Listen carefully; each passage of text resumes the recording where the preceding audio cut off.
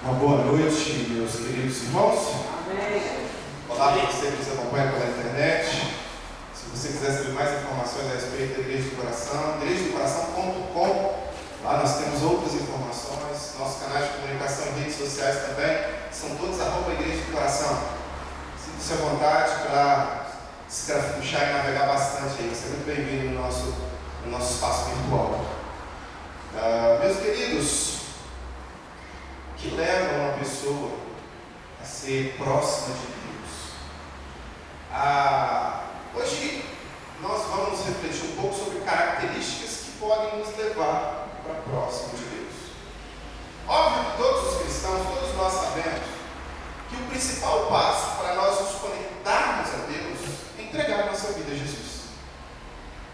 É ter uma vida entregue a Jesus.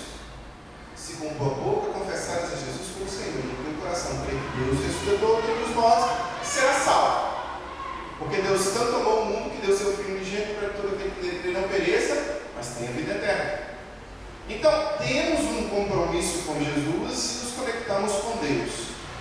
Esse é o beabá do cristianismo. Isso é...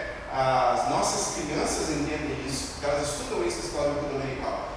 Por mais que você tenha um pouco tempo de frequência ao templo cristão, você já entendeu isso, você sabe disso. Porque isso é a base da nossa fé. Mas nós temos características da nossa caminhada cristã que nos aproximam, que nos distanciam de Deus. Inúmeras características, e hoje nós vamos pegar a vida de um homem e vamos destacar 4 características da vida deste homem que andava com Deus, muito próximo de Deus. Alguns dos nossos queridos amigos do meio gospel, alguns dos nossos queridos irmãos cristãos que estão inseridos no meio gospel, porque é muito diferente, existe uma diferença enorme entre você ser cristão e você ser evangélico. Tá? Ser evangélico não quer dizer ser cristão. Mas muitos dos nossos irmãos, às vezes, têm uma interpretação, uma visão de que ter uma comunhão com Deus é fazer barulho. Hoje mesmo o Renato me mandou um vídeo interessante de um culto da Gospelândia, né? Um culto gospel. E a irmã cantava essas mesmas músicas que nós cantamos aqui. Só que enquanto a irmã cantava, muitas pessoas bem assim, embriagadas emocionalmente, pulando, rodando. E tinha um dos nossos queridos, um centro assim, que fazia um movimento com o braço assim, ó, como se fosse um helicóptero. 2 movimentos. E ele ficava assim com os braços, fazia mais ou menos isso aqui, ó. Eu ficava pulando, rodopiando, eles acreditam que isso é o que nos aproxima de Deus. Isso é a manifestação, é a presença manifesta de Deus.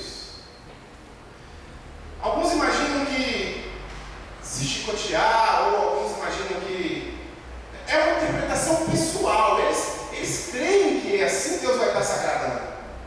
Mas existe uma grande diferença entre a nossa interpretação pessoal do que Deus se agrada, das características que nos levam para perto de Deus, e o que de fato a palavra de Deus diz. Existe um abismo enorme entre o que a palavra de Deus diz. Então hoje nós vamos refletir sobre a vida de um homem que andava com Deus. Ele tinha uma comunhão profunda com Deus. Ele tinha uma comunhão tão profunda com Deus que ele incomodou e despertou Satanás. Satanás ficou irado, ficou, incomodado com aquela comunhão que ele tinha com Deus. Era um grande latifundiário, um mega empresário. Ele era o maior, mais rico e mais influente homem do Oriente na época dele. Não se sabia quantas cabeças de animais ele tinha. Sabe os Mezengue e os Berdinazzi? Acho que essa é a última novela que eu vi. Tem quanto tempo isso? Uns 30 anos, né? Mas era mais ou menos daquele jeito. Tinha a boiada que não tinha fim e ele era dono disso. Dinheiro que não sabia mais, como distribuir, como gerenciar. A Bíblia diz que ele era o maior de todo o Oriente. Funcionários Zilhões, muitos funcionários.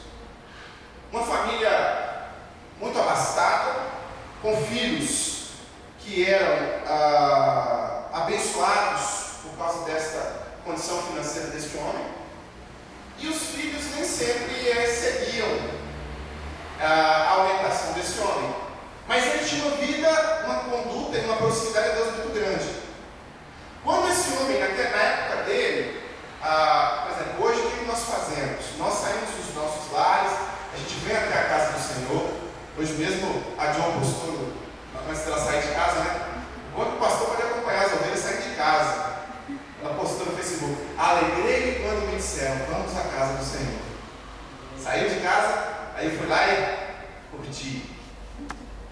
Né? Então, hoje nós nos deslocamos até a casa do Senhor, adoramos, cantamos músicas, entoamos louvores, fazemos inúmeras coisas no templo para adorar o Senhor. Naquela época, eles faziam sacrifícios de animais. Pegavam um animal, sacrificavam o animal, queimavam o animal, uma ovelha, um cordeiro, e a fumaça do animal indo até os céus era um sinal de gratidão, um sinal de adoração. Então Jó, que é o homem que eu citei, ele fazia sacrifícios pelos seus próprios pecados, pelas suas próprias falhas, e fazia sacrifício também pelos filhos. Olha para você ver. E pedia a Deus: Deus me perdoa, mas até que o Senhor puder perdoar meus filhos também. Então Jó andava com Deus de uma forma muito próxima. E você sabe a história de Jó, você conhece. Ele teve uma ascensão muito grande financeira, e depois ele perdeu tudo. Perdeu a família, perdeu a saúde, perdeu tudo. Só não perdeu a esposa chata. Ficou falando no ouvido dele lá, não devia. Blasfema contra esse Deus seu. Mas Jó se manteve fiel, perseverante. Então eu queria que a gente pegasse 4 pequenas características que o primeiro versículo traz a respeito da vida desse homem. 4 características que estão logo no primeiro versículo de quem era Jó. Depois que a Nicoragem vai começar a ler sobre a história de Jó em casa, você vai descobrir preciosas lições de comunhão com Deus, de perseverança e paciência. Havia Jó, capítulo 1. Capítulo 1, versículo 1, só o versículo 1. Havia um homem na terra de Uz, cujo nome era Jó. Este era homem íntegro, justo, temente a Deus e se desviava do mal. Quais são as 4 características que o livro de Jó já começa apresentando como sendo características deste homem que andava com Deus? Íntegro, justo, temente a Deus e se desviava do mal. Esse era Jó. Jó era uma pessoa perfeita? Não. Jó era exatamente como você. Tinha as mesmas ansiedades que você tem. Passaram pelas mesmas tribulações que você passa. Tinham as mesmas tentações que você também tem. Mesma dinâmica humana. Mas Jó era um cara que andava com Deus. E no seu percurso de andar com Deus, Deus transformava a vida de Jó. Porque, meus irmãos, o que acontece hoje é que muitos de nós acreditamos que a ideia de ter uma comunhão com Deus, uma relação com Deus, é a gente fazer barulho, é a gente demonstrar sensorialmente isso. Né? Então a gente tem hoje templos evangélicos, templos cristãos, lotados de pessoas que buscam a graça, que buscam alguma coisa, alguma bênção, e que imaginam que andar com Deus é você simplesmente estar fazendo determinado barulho naquele lugar. E aí você tem muita comunhão com Deus. Quanto maior o barulho, maior a comunhão. você vai sair do templo e essas características não farão parte da sua vida. O que importa é o que sensorialmente você vai mostrar para os outros. O cristianismo Wechsler postula outras perspectivas. Quando nós estamos no templo, nós trazemos para o templo a nossa adoração a Jesus. Mas quando nós saímos do templo, nós vivemos aquilo que nós estamos refletindo dentro do templo. Por isso que nós não refletimos aqui no barulho, nós refletimos aqui na Sagrada Escritura, na Palavra de Deus. E uma das características que tem na vida de Jó, e que deve ter na vida de toda aquela pessoa que quer andar com Deus, é integridade. Integridade em um país que em seu DNA, em sua fundação, em seu início, já começa com desonestidade, criminalidade. Reuniu-se um grupo de criminosos e mandou esses criminosos para a terra de Santa Cruz, ilha de Veracruz. E aí a gente começa já o que a gente vem chamar de Brasil depois, um monte de gente, uma mistura de pessoas que estão acostumadas a dar jeitinho nas coisas. E vamos herdando esses jeitinhos. Dá um jeitinho para tudo. A falta de integridade é o que rege as relações no nosso país.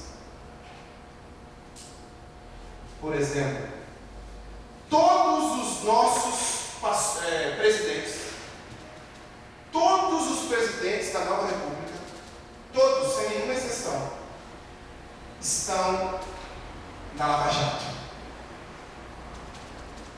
Estão acusados de corrupção, são processados por corrupção. Existem provas claras de corrupção de todos eles.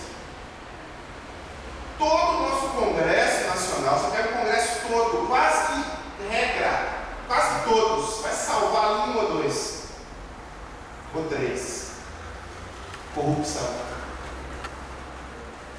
Você pega as nossas grandes empresas, Norbert Odebrecht, OAS, JBS, qualidade é friboi, roubalheira também, desonestidade também. Você pega todo o tecido social, você pega as universidades, vai nas universidades, senta numa universidade, entra numa sala de universidade e assiste uma aula de humanas. Desonestidade intelectual. Mentira. Meu filho chegou lá em casa contando o que ele aprendia nas aulas de história. Eu tenho que sentar e tenho que ensinar tudo. Meu filho chegou falando de um Maomé que eu não conhecia. Um cara bonzinho. E foi perseguido pelas cruzadas malvadas. Aí eu só perguntei para meu filho: você sabia que Maomé tinha esposa de 9 anos de idade? Um pedófilo? Que instituiu no seu livro sagrado cortar a cabeça daqueles que não creem do jeito que ele crê? Que instituiu como punição para as mulheres serem apedrejadas e estupradas, como punição no livro sagrado. Então, às vezes, a falta de integridade no ensino, a falta de integridade nas relações sociais, a falta de integridade é regra no nosso país. É regra. E talvez você que está sentado aqui, ou você que me acompanha pela internet, talvez você já perdeu negócios por ser íntegro. Talvez você já tomou pau. Eu já fui reprovado em processos seletivos por ser íntegro. Então, se você não age da forma que o sistema funciona, o sistema te engole e você perde. E nós vivemos no país da mentira, da corrupção. Esse é o nosso país. Você sabe, ontem teve o congresso do PT. O PT deve ser considerado como quadrilha criminosa.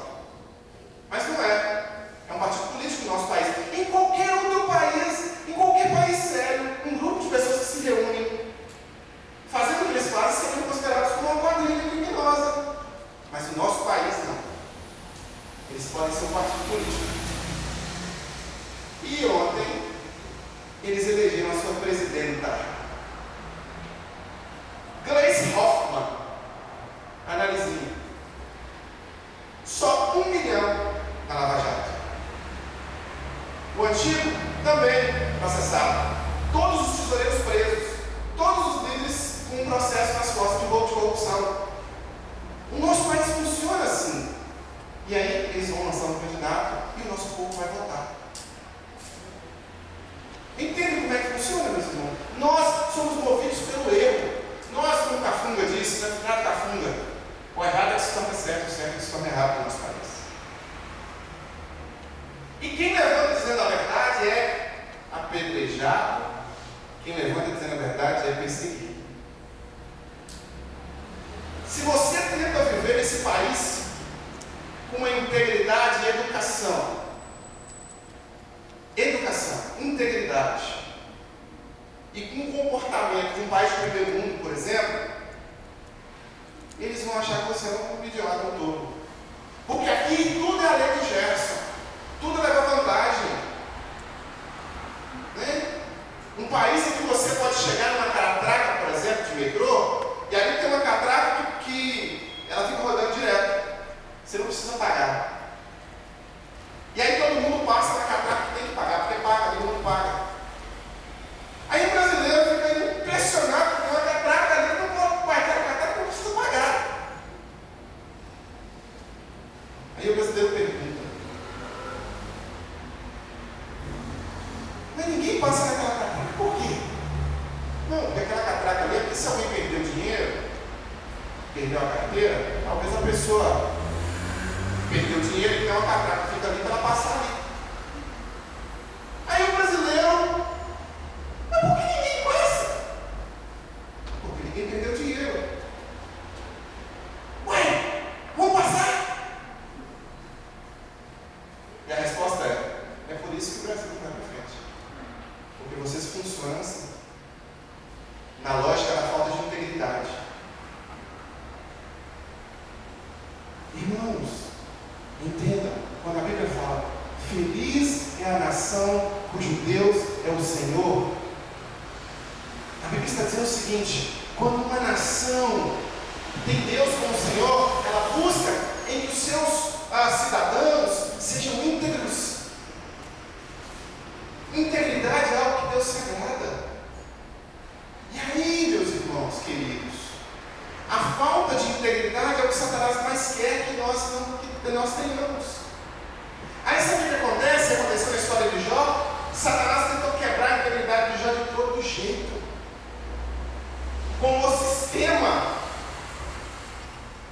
Jó perdeu dinheiro, Jó perdeu amigos, Jó perdeu esposa, filho, Jó perdeu funcionários, Jó ficou na lama, quando não tinha mais nada para tirar de Jó. Nada, ele não tinha mais nada.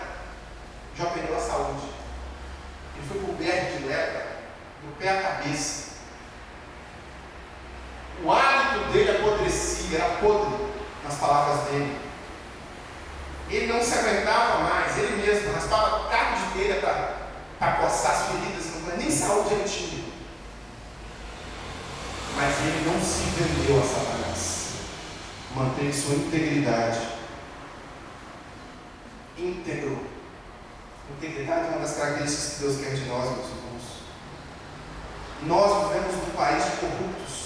Nós vivemos num país de pessoas que não elogiam ou não dão ênfase à integridade. Nós vivemos num país onde um juiz que é íntegro é perseguido, perde sua liberdade. Um juiz. Você sabe o que o Odebrecht pai, o mais velho, falou? Essa garotada nova aí eu até escuto e dou moral. Se referindo aos procuradores da Lava Jato, nosso irmão Beltrano, que é um menino de 36 anos, o Luiz Sérgio Moura, outro menino também, 40 e poucos anos. Ele disse: essa garotada nova eu até escuto, mas da minha geração ninguém tem moral. Na política, no judiciário, em lugar nenhum, porque todos vocês sempre viveram de acordo com o sistema. sempre viveram de acordo com isso. É por isso que Lula fica doido para sair do Sérgio Moro e cair no Supremo. Porque no Supremo só são aqueles mais velhos que estão acostumados a fazer o que sempre fizeram, encobrir a corrupção. Mas o Moro, o Deltan e a turma da Lava Jato não se vendem, querem manter a integridade. Num país de pessoas que não são íntegras, nós podemos manter a integridade. Nós temos exemplos de integridade. Claro que é minoria, claro que é muito pouco. Se você falar de pastores hoje, você vai ter pastores que não mantêm a sua integridade, que se vendem. A maioria são um bando de vendidos. Maioria se vendem por dinheiro, se vendem por poder político, se vendem. Se vendem. Não pregam a palavra, não estão dispostos a perder a cabeça por ela.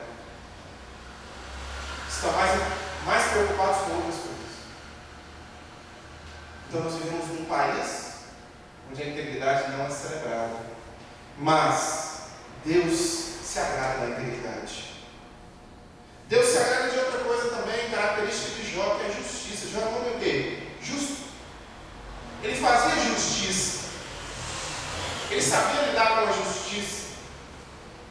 Justiça não é isso que estão tentando se ensinar hoje, não. Que é inverter a lógica. Sabe? A lógica do oprimido do opressor, sabe? É pegar aquele que sofreu e colocar ele para fazer o outro sofrer. Né? Você pega o pobre, coloca o pobre sobre o rico e começa a fazer o pobre fazer o rico sofrer. Você pega o negro que sofreu racismo e pega esse negro e coloca ele para praticar racismo. Não, não é isso. Justiça não é você pagar na mesma moeda. Justiça é você colocar as coisas de forma que sejam claras e justas. Justas. Jó é um homem justo que praticava justiça. Que quando via o pobre necessitado, ele não somente explorava o pobre necessitado, dando algumas gorjetas. Isso não é fazer justiça. Fazer justiça não se dá condições. É você ajudar a caminhar. É você ajudar para que a pessoa aprenda a pescar. E não só fique mantendo a pessoa ali, dando alguns peixinhos para você controlar ela. Porque o injusto faz isso. Principalmente o governo injusto. Ele está acostumado a ficar dando peixinhos e nunca iscas, nunca anzóis, nunca vara de pescar, nunca redes, só os peixinhos, para continuar manipulando as pessoas. Líderes religiosos são assim também. O plano de Deus para as nossas vidas é que nós sejamos justos, que nós ajudemos o próximo. Amar o próximo como nós mesmos passa por justiça. Amar os nossos familiares passa por justiça. Justiça. Jó é um homem justo. Uma outra característica que nós encontramos em Jó. Agora que eu olhei para o relógio aqui, eu vou ter que correr um pouco. Gastei mais tempo na integridade, porque de fato a integridade é a paz. É o que você vai ter 100% quando você estiver no céu. Você vai ser incorruptível. Quando a gente encontrar no céu lá, não haverá como corromper o nosso pensamento, né? Nossas atitudes. Haverá completa ausência de pecado. Temente a Deus era uma característica de Jó. Temor a Deus, meus irmãos, não é ter medo de Deus, não. O temor está carregado de uma gratidão e de um amor que ultrapassa o vou fazer porque sou obrigado. Quando a gente teme a Deus, a gente faz porque a gente ama o Senhor. Quando a gente teme a Deus, a gente anda num caminho e se desvia de outro caminho, porque a gente ama o Senhor, porque a gente sabe que nós somos muito mais abençoados pelo Senhor, sabe que nós somos altamente agraciados, sabe que nós não somos merecedores. Nós olhamos para dentro do nosso próprio coração e nós pensamos, não vale nada, né? Se você olhar para dentro do seu próprio coração, você vai saber disso. Tem muita gente que quer pagar de... né? Eu conheço muitas pessoas que... eu sou evangélico. Se você olhar para dentro do seu coração, você vai ver que a Bíblia está certíssima a seu respeito. O seu desejo é pecaminoso,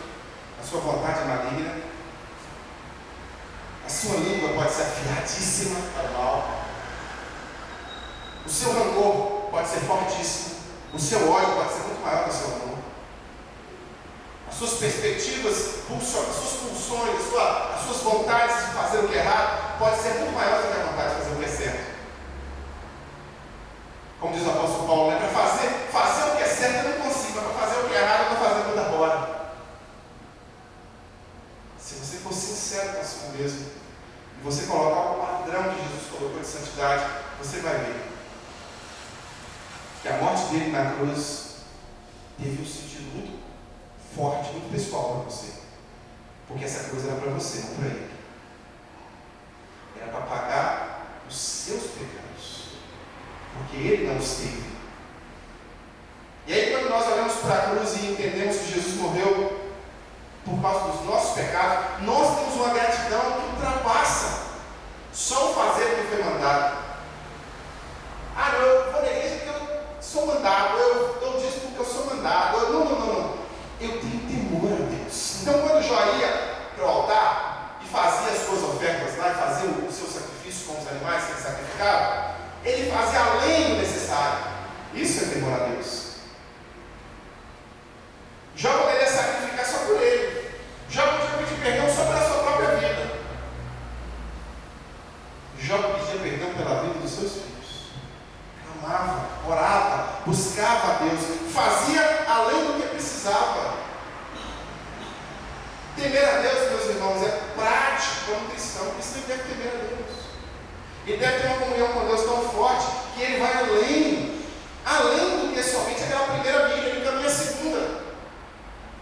A segunda no perdão, a segunda na reconstrução, a segunda na defesa da sua família, a segunda na proteção dos valores cristãos.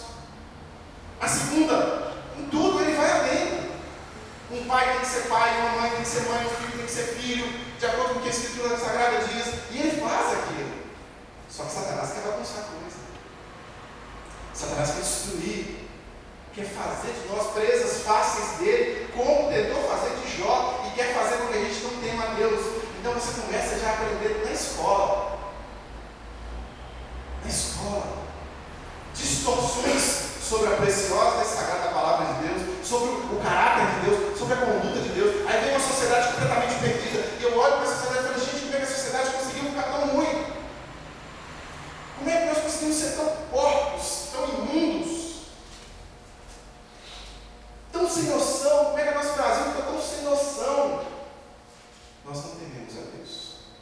Nós não somos uma nação feliz porque ela não tem um Senhor. Infelizmente. O nosso povo não se prostra diante do Senhor se arrependendo dos seus pecados.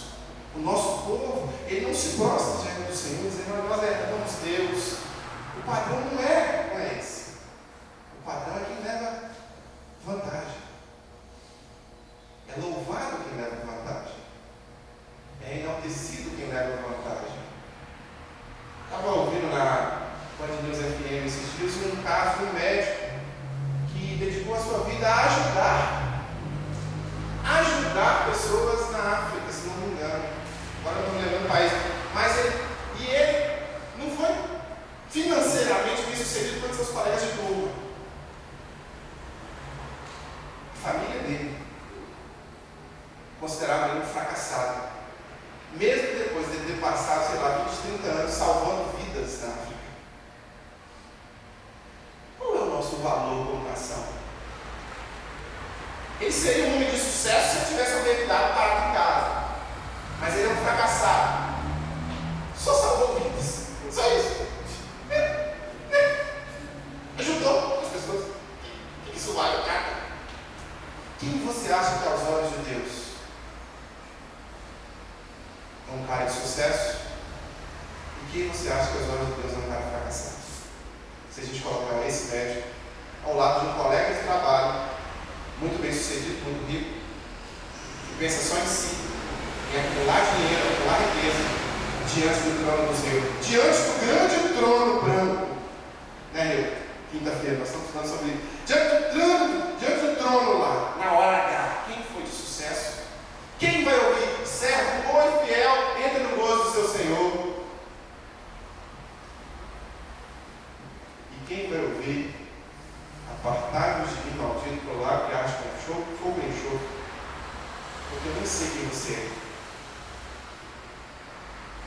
Temor a Deus, meus irmãos, é uma característica que nós devemos ter como cristãos. Temor a Deus. Antes importa temer a Deus do que aos homens. Antes importa mais o que Deus pensa sobre nós do que o que os homens pensam sobre nós. São as verdades das Escrituras para os nossos corações. E para fechar, Jó era um homem que se desviava do mal. Se desviar do mal não é uma coisa tão simples na nossa nação, né? O mal está em cada esquina, o mal está em cada conversa, em cada situação você está, o mal está ali. Né? Uma vez Karina estava traduzindo para um americano. Os americanos às vezes vêm fazer trabalhos evangelísticos aqui no Brasil, e um deles estava com ela, e ele ficava vermelho o tempo todo. Não sei se você que me contou, se foi algum dos tradutores que me contou, não, acho que foi você. E ele ficava vermelho o tempo todo. Aí alguém perguntou para ele, não sei se foi ela ou se foi amigo, por que você fica assim, olhando para baixo, vermelho o tempo todo? Porque eles ficavam andando na rua, né, fazendo evangelismo, nas periferias, nas áreas de risco. Aí ele disse, é muito difícil manter a santidade no país de vocês. Ele estava se referindo às roupas das meninas, né? Que ele não estava acostumado com o país dele. Então ele estava se sentindo, porque aquilo para ele era difícil de lidar. Então o nosso país foi formatado, completamente formatado, desde quando os primeiros portugueses pisaram aqui, não desde quando os índios faziam seus rituais, porque misturou a dinâmica do que é pior nos índios com o que é pior nos portugueses, com o que é pior nos italianos, com o que é pior nos africanos, e produziu o que nós chamamos de república hoje. República Federativa do Brasil. O mal está o tempo todo nos cercando do nosso país. Nós não somos encorajados a ir para a igreja, nós não somos encorajados a buscar temer a Deus, nós somos encorajados a buscar levar vantagem. Meus irmãos, do mesmo jeito que Jó se desviava do mal, eu queria desafiar você que está aqui hoje, e você que nos acompanha pela internet agora, a se desviar do mal também. Coloque isso como regra na sua vida. Integridade, justiça, temer a Deus e se desviar do mal. Onde quer que o mal esteja, muitas vezes o mal vai estar dentro da sua própria família, às vezes o mal vai estar no seu trabalho, às vezes o mal vai estar na sua escola, às vezes o mal vai estar na rua ou vai estar dentro da sua casa. Desvie-se do mal, mantenha a sua comunhão com Deus, permita que Deus use a sua vida como sal e como luz nessa terra, mas desvie-se do mal. Curva a sua cabeça, vamos orar. Deus, em nome de Jesus, queremos agradecer ao Senhor pela Tua palavra e pelos exemplos de retidão que tivemos. Em especial, queremos agradecer pelo Teu servo Jó, homem íntegro, justo, temente a Deus e que se desviava do mal. Um homem que foi um exemplo para o seu tempo.